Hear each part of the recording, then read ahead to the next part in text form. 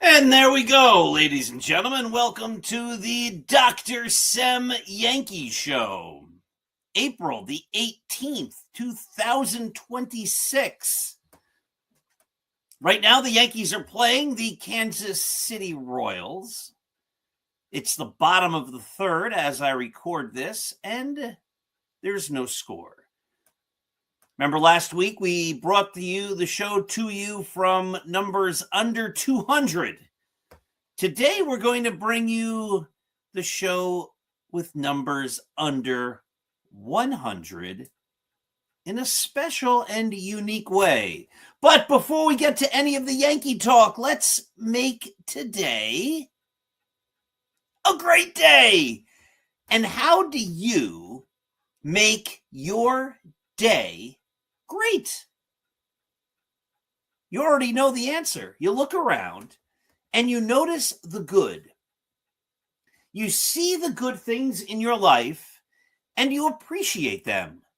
You take them into your heart and you say, my goodness, there's a lot of good in my life and I should be appreciative. One of the greatest attributes of people is when they are grateful. When you are appreciative, when you're grateful, you can't help but find the good. You can't help but have good days. But I know, I hear some of you out there, Dr. Sem, it's bad. Worst day ever. Worst month ever. Worst year ever. I get it. There is no good. I disagree. There's good. There is good even in the worst situations. Sometimes it's very hard to see that good, but it's there. But if you can't find any good, make some yourself. Find something you can do for someone else. Create good. And when you create good, there is good. Just a reminder as well that this show is brought to you by Artemisia Publishing. Artemisia is an independent traditional publisher located in the good old United States of America. They have a wide selection of fantastic books across a plethora of genres. Go to apbooks.net and check out their great selection of great books.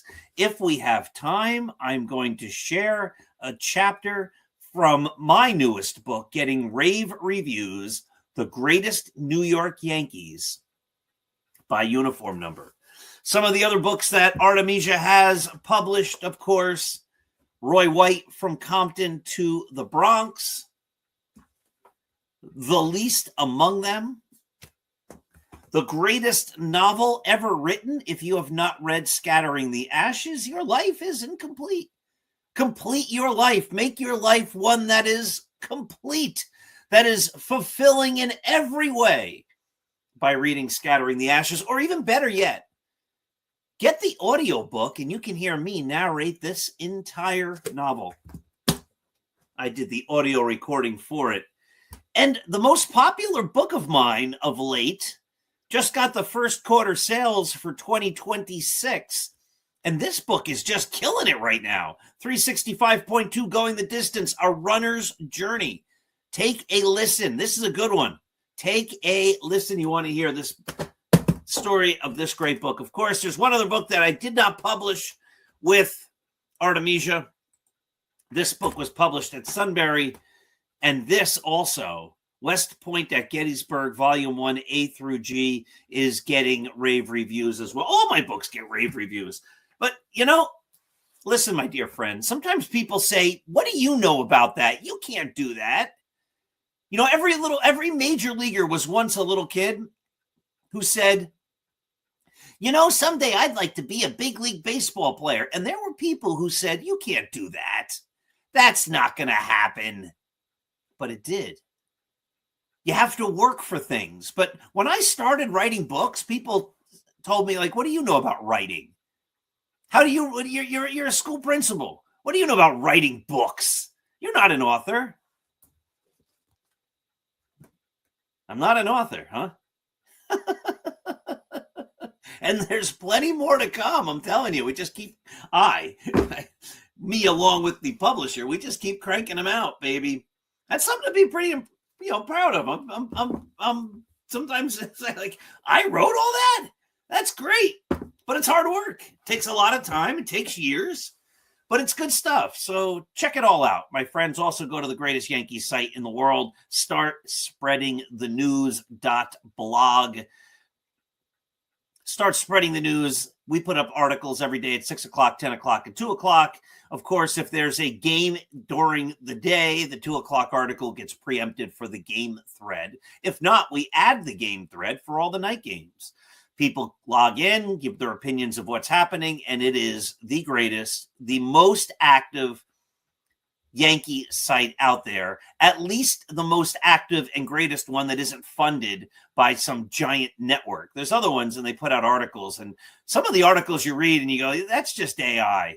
That's never happened, and that will never happen. We write all our own stuff, and I've got a great staff of writers who bring you all sorts of great content.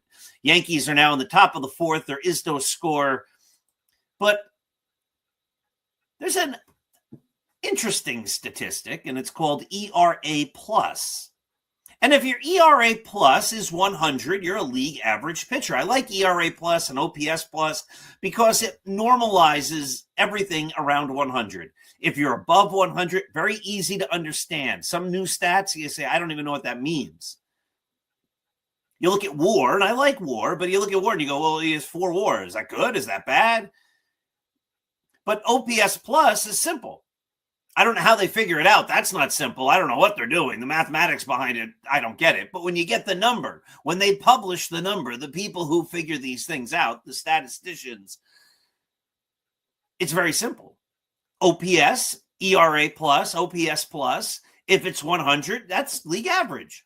If you're above 100, you're doing better than league average. If you're way above 100, you're doing really well. And if you're below 100, you're below league average. And if you're way below, you're way below league average.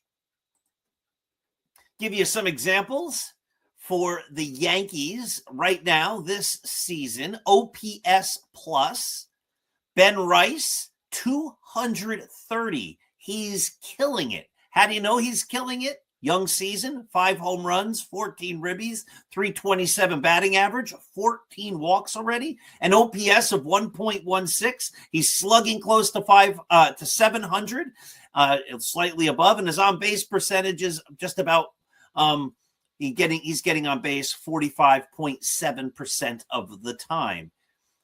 But then you look at Jazz Chisholm, who's having a terrible year. He's hitting 179. He has 0 homers, just 3 runs batted in. His OPS plus is 47. That's pretty terrible.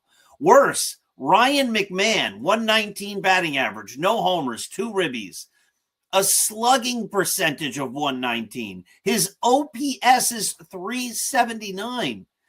Terrible. And his OPS plus, 12. Cody Bellinger right now, a league average hitter. His OPS plus is 100. Aaron Judge, 158. You get the idea. If it's way down, like Ryan McMahon, he's doing terribly. If it's way up, like Ben Rice, he's doing great. Now, let's look at the pitchers. ERA plus, Max Fried, 143. Cam Schlittler, this is all before the game last night, 172. Ryan Weathers is right on. He's 100, right league average. Will Warren, I'm surprised he's way up at 175. That's surprising to me. Luis Heel, who pitched 2 games and does not look good, his ERA plus is 63. All right. I'm going to get to a number in a second, but before we do that, let's see what's happening. Top of the fourth, no out, 1 out, and nobody on. So, my dear friends, as we look at OPS plus, for most of the Boone era, until last year, one of the strengths of the Yankees, even if they didn't have big names, was the bullpen. He seemed to be able to manage the bullpen, and the Yankees bullpen did relatively well, it seemed, year in and year out. Last year and this year, the bullpen has not been good. halfway through last year, if you want to say that the trade deadline's a little past halfway, a bit past halfway, maybe 2/3 of the season in, at the trade deadline, the Yankees went out and they brought in 3 top relief pitchers to solidify the Yankee bullpen. Brian Cashman was heralded from sea to shining sea for his great work in solidifying the Yankee bullpen. And as I said, today's show is brought to you by Numbers Under 100. David Bednar, who I actually am a big fan of. I'm a big David Bednar fan. My oldest and my youngest sons, I have 3, both attended the wonderful college, Lafayette College in Easton, Pennsylvania. In that same era that my sons were attending Lafayette College in Easton, Pennsylvania, home of Larry Holmes, the Easton assassin, David Bednar was going to Lafayette College. Now, I don't know David Bednar. My kids don't know David Bednar, but he's a fellow grad of Laf. He's a Lafayette grad. I like him. I'm rooting for him. I want David Bednar to do great. But David Bednar has an ERA plus before last night's game of 94. 94. That's not an even league average. It's close, but he's not even a league average pitcher this year. And for a guy who everyone says is going to be the closer, and I like him, I'm a big fan. I think he's got guts. I think he's got moxie, but it's not as if he's been a great pitcher for the Yankees. Obviously, ERA plus 94. He was one of the big 3 that was brought in to save the day, solidify the bullpen. The other guy the Yankees got was a guy named Camilo Doval. Camilo Doval has a 7.36 ERA. He's pitched in 9 games. He's pitched 7 innings. He's allowed 8 hits. He's walked only 1. He struck out 7. But his ERA plus, 60. 60. 6-0. That's not bad. That's very bad. All right, so Brian Cashman 0 for 2, but listen, he brought in 3 guys. He brought in 3 at the trade deadline, 3 relief pitchers. The third guy he brought in is now pitching in the minor leagues. His name, Jake Bird. His ERA plus 57, 8 games, 7 innings, 9 hits, 6 runs. 7.71 ERA and an ERA plus of 57. Ugly. That's ugly. That is bad. So Camilo Doval's ERA plus was 60. Jake Bird's is 57. Jake Bird, who didn't stick with the Yankees very much after the Yankees got him and spent much of the year last year in the minor leagues. Not good. Bottom of the 4th now. With the Yankee game, it's the mid-4th. As I click on it, still no score. Yankees having trouble scoring runs, and then they have trouble with their pitchers and their bullpen holding leads, and even their starters being able to go deep enough into the games. But Bednar, below average pitcher. Doval, below average pitcher. Bird has now been sent to the minor leagues twice after the Yankees acquired him at the trade deadline last year. And, of course, the other guy the Yankees got is Ryan McMahon, who they have to pay $16 million this year and next year. And next year. And what did I say his OPS plus is this year? What was it? When 100 is league average? What? It's just crazy. His OPS plus is 12. 12. You know what people say, and I'm exaggerating because you have to have a little fun. We can't take this all too seriously. Baseball is a game. It's supposed to be fun. But you know how people say, like, I could have an OPS plus in the major leagues. Just give me a bat. I could do any worse than him. You know, the average pretty good ball player could probably not do very. I don't think he could do much worse than 12. Yet last year at the trade deadline, Brian Cashman was praised from sea to shining sea. I wrote a critical article at the time saying, I don't quite get it. I don't see like the Yankees. The Yankees didn't bring in Cy Young, Hank Aaron, Tom Seaver, and Bob Gibson, or they didn't bring in Mariano Rivera, Whitey Ford, Raleigh Fingers, and Lee Smith. They brought in Ryan McMahon, David Bednar, Camilo Doval, and Jake Bird, and none of them are really doing all that well. In fact, they're doing terribly for the most part. And Bednar needs a couple of good outings, I would assume, to become league average.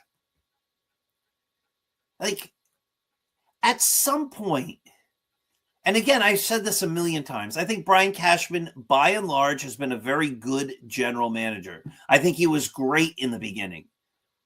But he has been the Yankee general manager now for, I think the last I checked, 14,000 years. And in leadership, there's a time when your approach grows stale, and Cashman's approach has gone stale. It's been stale. When he retires, he deserves a plaque in Monument Park. He did great work for the Yankees. He has made the Yankees perennial winners, not champions, but winners. They win every year. They're always over 500. They're always in a pennant race. They never win. They never win championships because his methods don't work anymore if the goal is to win the World Series. And that should be the goal. But people praise the work he does. And then you have to look at it. And you have to say, like, well, that's the work he did. That's what everybody said was great last year. Oh, my goodness. Look what he did. He solidified the team. They didn't win the World Series last year, and they're playing poorly this year. Quick update. What's happening? 0-0, no outs, bottom of the fourth. All right. So you get the point. Like, for the Yankees to get to the next level, they need some radical changes of approach, of philosophy. The manager needs to go. I've said this a million times for a long time. Aaron Boone has managed the Yankees longer than anybody else since they started winning championships without ever winning a championship. No one else has gotten this many chances, this much rope. And yet they keep running them out there. And we see bad mistakes. We see games that he loses. He sends up J.C. Escarra to pinch hit. He leaves Randall Grichuk in a game late to bat. He leaves Paul Goldschmidt on the bench. Not saying Goldschmidt would come through, but he's a better bet than J.C. Escarra and Randall Grichuk. It's just, we see this year after year, bringing in Nestor Cortez in a World Series game. We see him getting befuddled and confused on the bench when things are happening quickly. You see him looking around. The Yankees hired him out of the broadcast booth. He had never had any experience at any level running a ball club. And they said, that's a good idea. We're going to take the guy who's never done this and give him the New York Yankees. And let's see if he wins. And of course he didn't, and he hasn't. And it's frustrating because he hasn't really ever seemed to grow as a manager. You don't ever hear the other team going, well, you know, the Yankees have a lot of good players. And also one of the big problems is trying to outmanage that Boone guy. That Boone guy is always a step ahead. I mean, Yankee fans who pay close attention see that he's usually a step behind. The Yankees are reactive rather than proactive. And they're really not going to win anything unless there's a radical change of approach. Cashman's magic has worn out. And there's nothing wrong with saying that. He was a great general manager. He did great things. But guess what? Babe Ruth was a great ball player. You don't want him playing right field anymore. Reggie was a great ball player. Derek Jeter was a great ball player. People have shelf lives. And that goes for players, that goes for managers, that goes for general managers. And it's time for the Yankees to get serious and say, we need a new philosophy. Now, they might win the World Series this year. They might. And then you say, Paul, you're so wrong. I don't think I'm wrong. And I don't even know that if they win the World Series, that disproves what I've been saying, because it's been since 2009 since they've won a World Series. How many more seasons do the Yankees have to fail to win a World Series before the owner and the general partner say, you know what, it's just, this is not working? Or they should say, our goal is no longer to win the World Series. Don't try to sell your fans on most championships. We're always in it to win it. Our goal is the World Series. If we don't win the World Series, it's a failed season. If you don't believe that and you don't act to make that happen, well, then don't say it anymore. Say the Yankees make tons of money. We're all very happy because what we're doing is making tons of money. And God bless you. I think that's great. They should make tons of money. I want the owners to make money. I want Brian Cashman to make money. I want the players to make money. Sure, spread it around. Let them all become super rich. I'm all for it. I have no problem with that. But don't tell me as a fan and every other of the millions of fans, our goal is a World Series championship. It's a failed season unless we get one. And then run out the same team with the same leadership year after year with the same approach that's not working and say, we care about winning. No, you really don't. If you cared about winning, there'd be a different approach eventually. We'd see something different. You'd hold Brian Cashman. You'd hold Aaron Boone accountable. Again, I think Cashman did a great job. I don't think he's done a great job in a long time. If the goal is to win championships, if the goal is to be competitive, he's phenomenal. If the Yankees give him the truth serum and you say, what's your biggest goal, Yankees?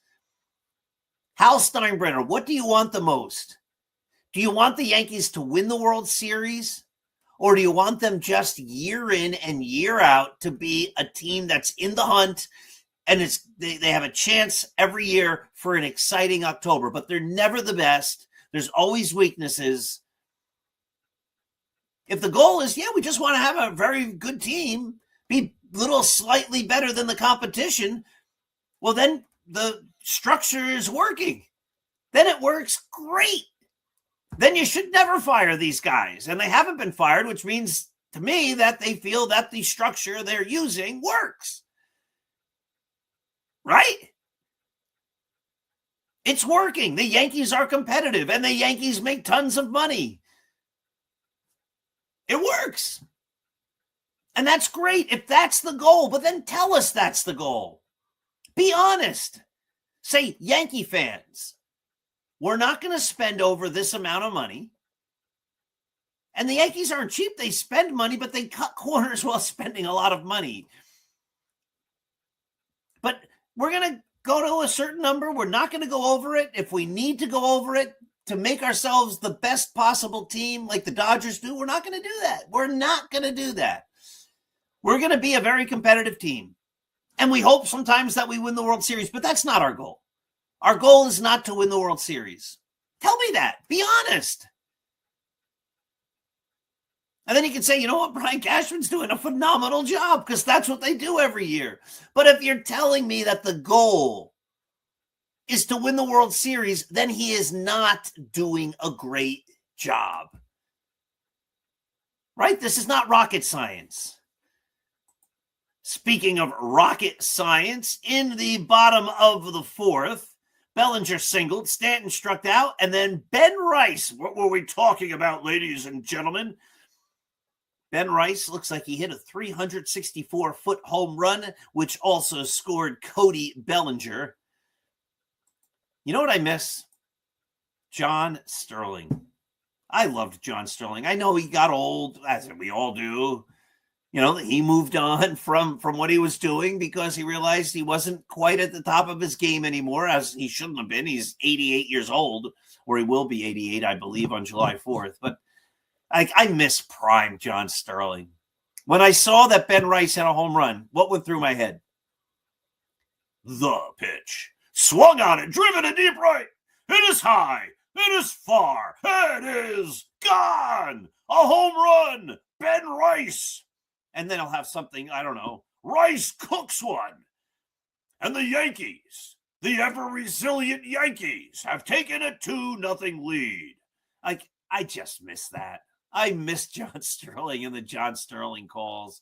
They were the best. I know people thought it was hokey. It wasn't. It was great. It was a pleasure to listen to Sterling call a game. Loved it. Maybe someday we should do all the great Sterling calls. You know, just look them up somewhere, find a list, and just remember them. You're on the mark, Teixeira. It's a thriller by Godzilla. The pitch. Bernie Williams swings. There it goes to deep left. It is high. It is far. It is gone. Bernie goes boom. You know, it's just that I miss that. I wish he'd never retire. I wish John Sterling would live forever and be able to call games like that. So I see Ben Rice homer. The only thing going through my head is a Sterling Ben Rice home run call. Well, good stuff. The Yankees are winning. They're very competitive. See? If that's the goal, they're doing great. If the goal is to win a World Series, they're not. Oh, my dear. My goodness. All these great books. So many of them. Not enough time ever to read them all. Yes, there is. There's enough time for me to write them all. You should buy at least a copy for yourself. You should buy at least copies for your 20 or 30 or 40,000 closest friends. I was going to read you from this one. And we just run out of time every week. So one of these days, I'll get to it.